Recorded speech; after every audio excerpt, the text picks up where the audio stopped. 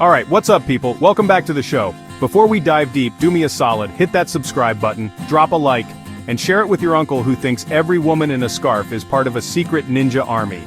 Today we're talking about something you see everywhere but might not actually see at all. We're pulling back the curtain on one of the most misunderstood, most controversial, most talked about pieces of fabric in the world. That's right, we're talking about the hijab. It's time to get into the nitty-gritty. The details your cable news pundit leaves out. Now, I know what some of you are thinking. Hassan, I already know about the hijab.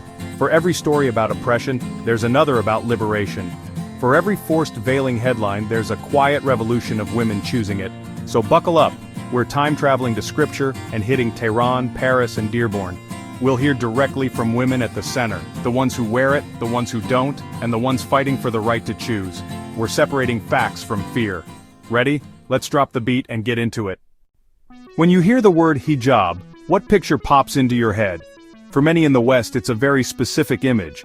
A black, drab covering, a symbol of something serious, something foreign. But that's not the full story.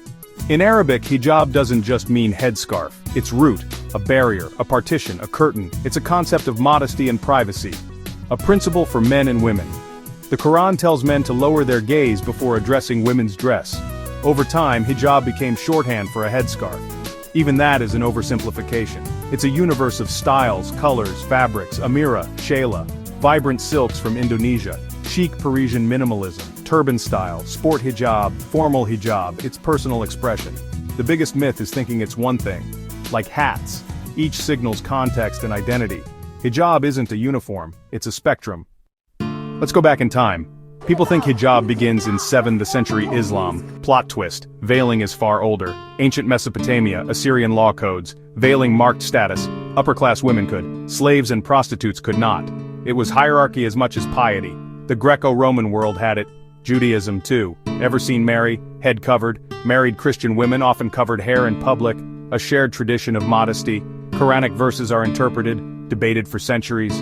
Most cited, draw cloaks over bosoms, limit adornment to close family. Hijab often means curtain separation, not a single garment.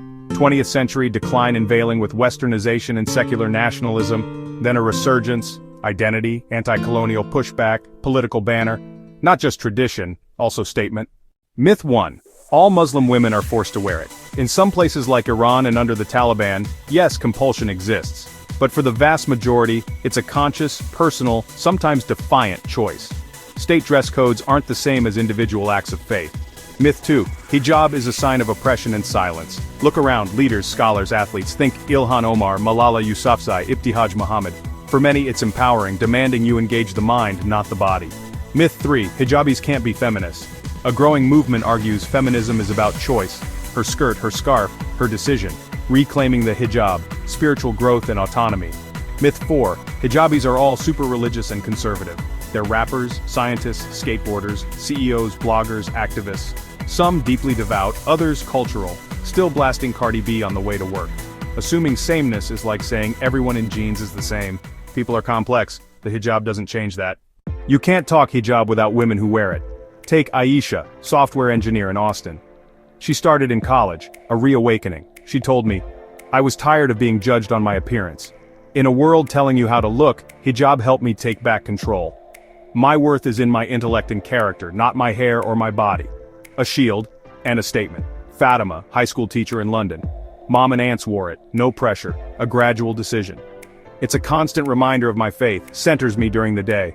A physical manifestation of a spiritual commitment, like a warm hug from God.